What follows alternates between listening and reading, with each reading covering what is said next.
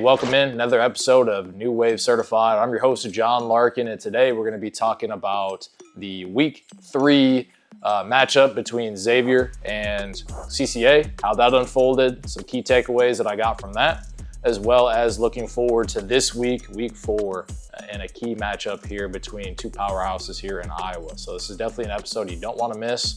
We'll also be reflecting on some of our college guys and how they've done this past weekend. So again, make sure you're commenting. Let us know what you want to see next. You like the episode, you subscribe. I think we're at 785 right now. 10 subscribers last week. So let's just keep this thing moving on the way to 800. Let's go, let's do it.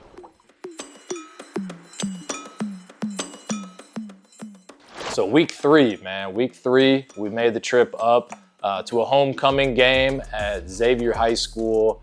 They took on CCA, Clear Creek, Amana.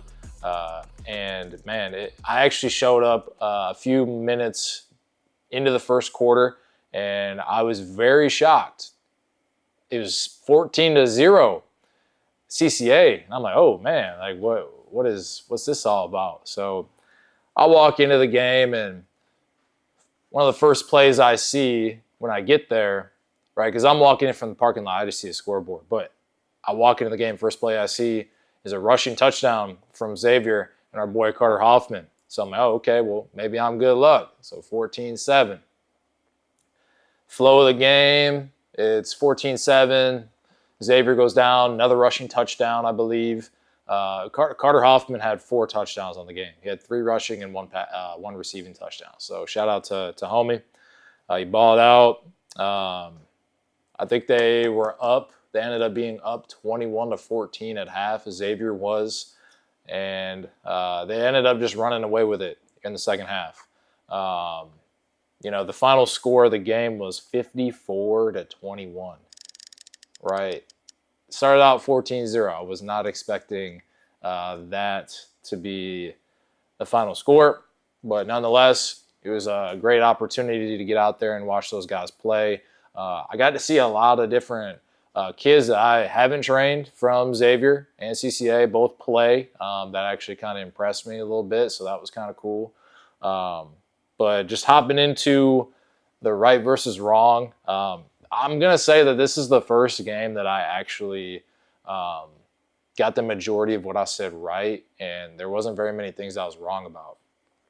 So starting out with Xavier being efficient and not turning over the football and just possessing the ball, they did a very good job of running their offense, keeping the ball away from CCA, and just scoring on every opportunity they had, right?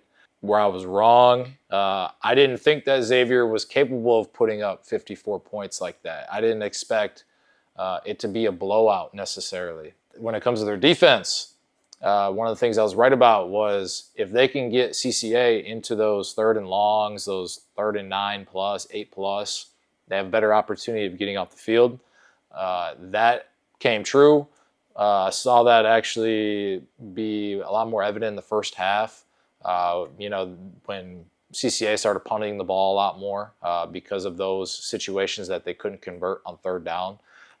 So Xavier obviously did a better job of getting the ball moved up to 3rd and short, and they were able to convert that way versus CCA, they threw the ball a little bit more and they weren't able to convert those completions to earn a first down. That being said, where I was also wrong was with the quarterback for CCA, man. I pointed out the stat line that he didn't have a high completion percentage, and that's why that 3rd and long, I said that that'd be an opportunity for Xavier's defense to get off the field.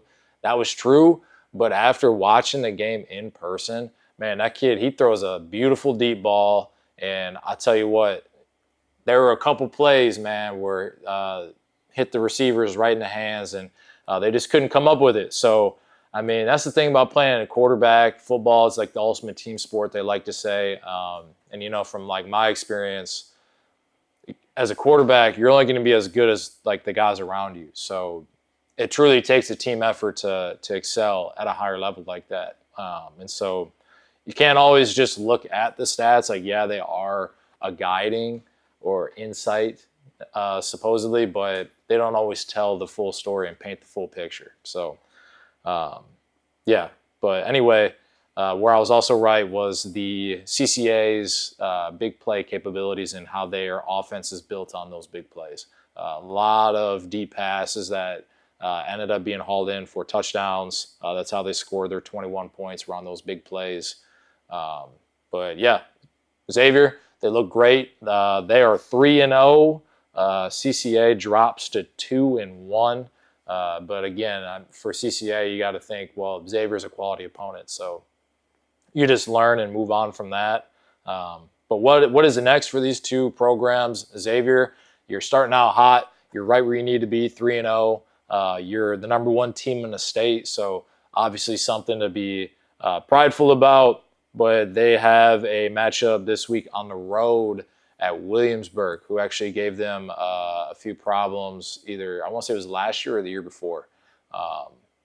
Yeah, so if I remember correctly, Williamsburg outmatched Xavier in the skill department. They were able to throw the ball a lot. So, but again, I can't remember if that was last year or the year before. So, something to look out for. Hopefully, it's not a trap game for Xavier. But if they just do what they do, possess the football, take care of football, all that good stuff, they'll be just fine. And then again, CCA goes and plays North Scott. That's another trap game. They actually beat Washington High School in week 2. So I've seen both of those teams play. So we'll see who comes out with the dub on that one. Moving forward to our week 4 preview. Wanted to take a moment and step away from the podcast to tell you guys about today's sponsor, the Wave of Opportunity Foundation. It is a nonprofit based here in Cedar Rapids that is targeted towards serving youth athletes and giving them opportunities to experience, travel sports, any type of careers that they can build through sports. And so we're looking for founding partners. So if you're a corporate entity or a small business perhaps that is looking to help fuel a young athlete's dreams and aspirations, this is a great chance for you to be involved in their journey. So if you want to get involved, our contact information is in the description below. We look forward to hearing from you. Now let's get back to the podcast. We've got Prairie versus number 1 Waukee Northwest.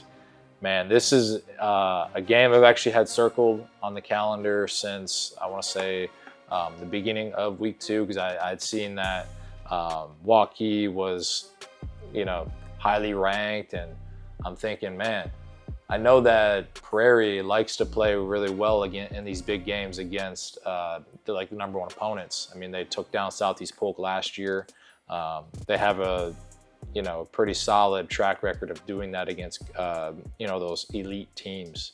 Waukee is 3-0. Prairie 2-1. They just recently dropped a game to Bettendorf, right? So how is Prairie going to come back and bounce back after a home loss to Bet? We'll see. But just kind of looking at the resume for both teams. We'll start with Prairie. 2-1. Their first game, they won 38-0 against Linn-Mar. Again, week 1, you don't really know what to expect, but Linn-Mar is now 0-3. So, I mean, that kind of explains that 38-0, that 38 bomb they dropped on them. Week 2, they played Kennedy. Again, scored 38 points in that one. Gave up 13 points that time.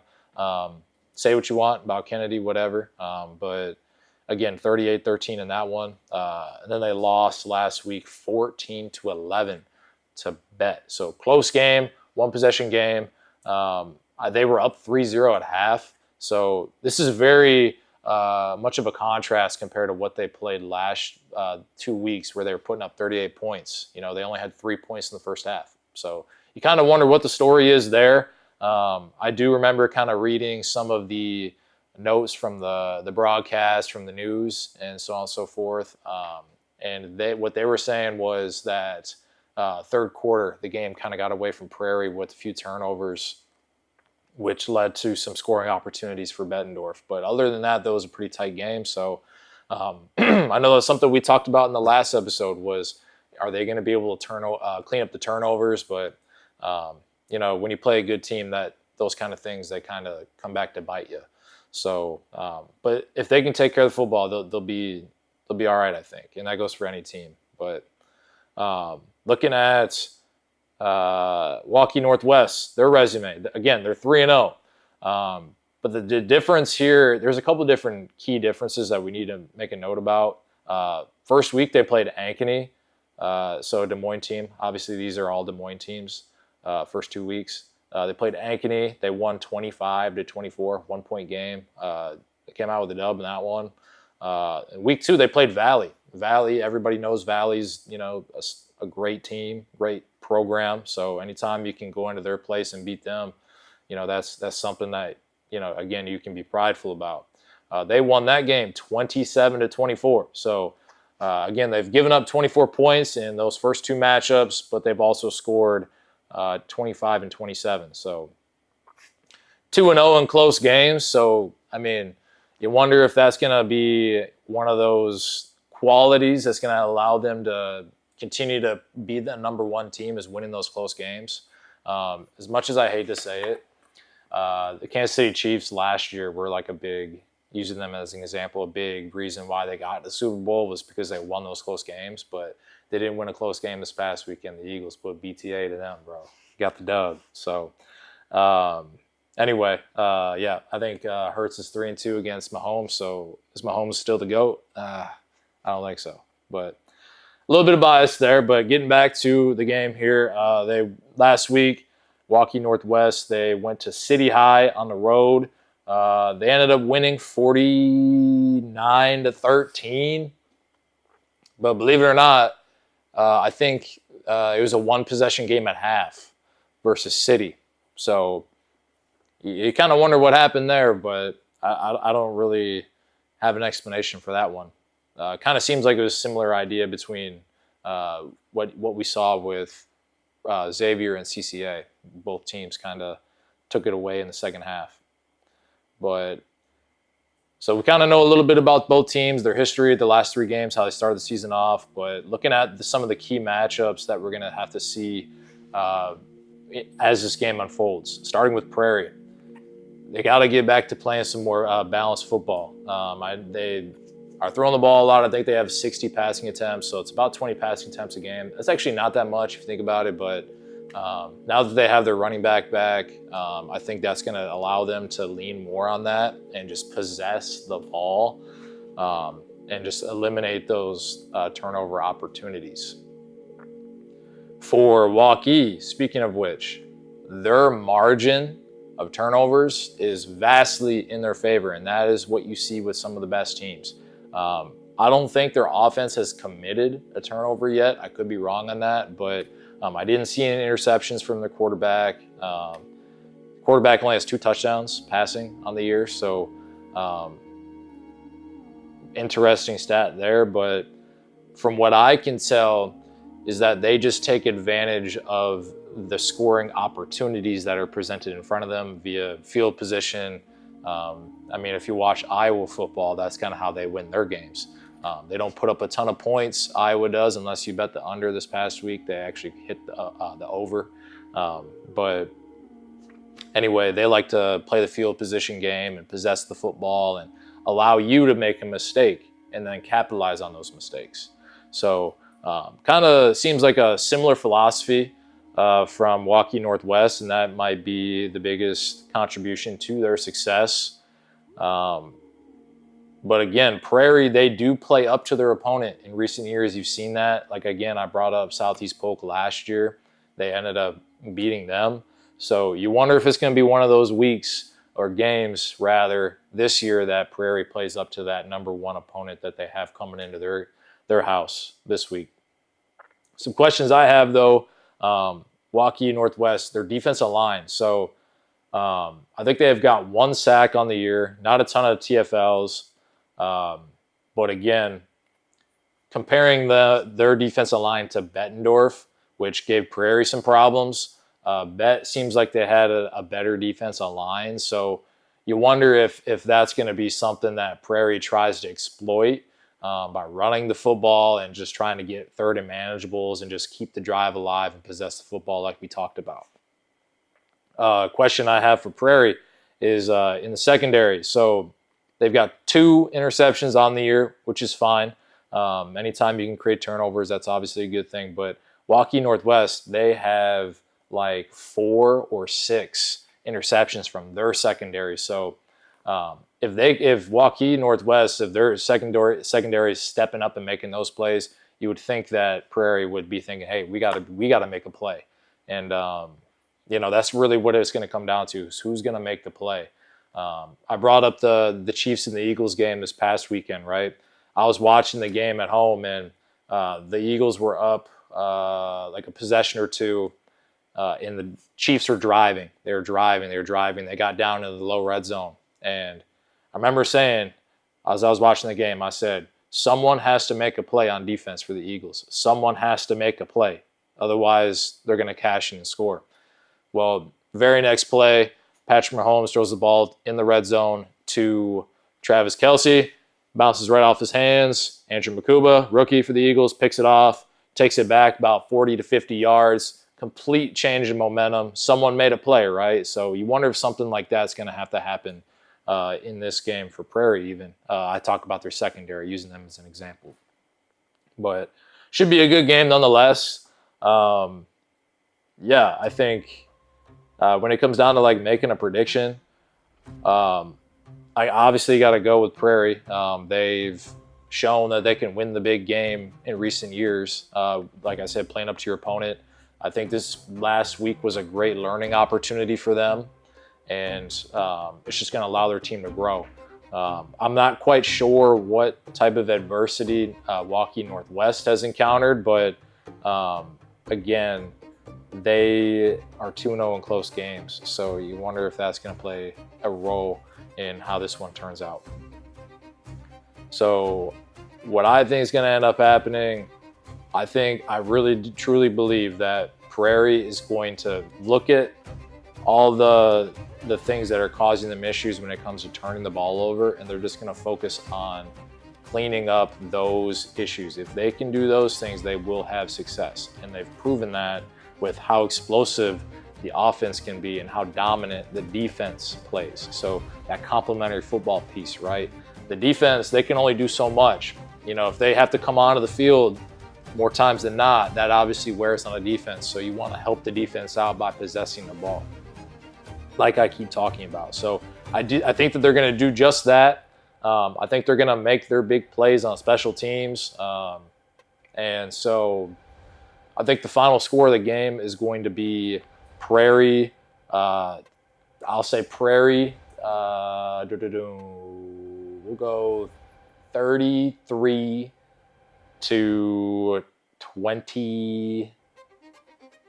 33-28 Prairie. It's going to be a close game, y'all, but we'll see if Prairie's got it in them. But other than that, though, I do want to shout out some of our college guys that have been playing football these past couple weekends. Cyrus Courtney, got to watch him play on ESPN Plus. Caught a big-time touchdown against the number 1 JUCO in the country, Hutch. In Hutch territory, inside the 45, Marshall, he uncorks it down the field and hits his man in stride for the touchdown. Cyrus Courtney's the one who had the grab. Great execution all the way around. He had 2 receptions for I want to say 60-something yards or something like that, but big-time touchdown. So, we kind of joked back and forth about that and how, it's almost like a dream come true type thing. But it was really cool to watch that happen. I was turned up. I was yelling. I was jumping up and down. I was so excited seeing that happen live on TV. And then also shout out Lonnie Melvin. Scored his first collegiate touchdown this past weekend. So Clark Coleman takes it, drops, fires in the end zone, and an acrobatic catch in the end zone for Upper Iowa Peacocks, Lonnie Melvin Jr. Acrobatic catch in the corner of the end zone, came up with it. But he's been doing that, his whole life, man. I remember when you train out at Kirkwood, he'd be making these one-handed catches, crazy like George Pickens type, catches. But very proud of him, you know what I mean, and capitalizing on his opportunity to make something happen and all that good stuff. And Apollo Payne got his first snap with the Iowa Hawkeyes on special teams. So yeah, it's just it was just a really good weekend for college football here with all the new wave athletes that we've been training. And so I'm really just looking forward to watching those guys continue to grow and continue to excel and make even more plays. So other than that, though, I don't think I've got anything else for you this week. We'll check back in next week, let you know how the game went. Until then, you got to stay smooth. Moving you forward, redefining performance, new wave. Let's get it.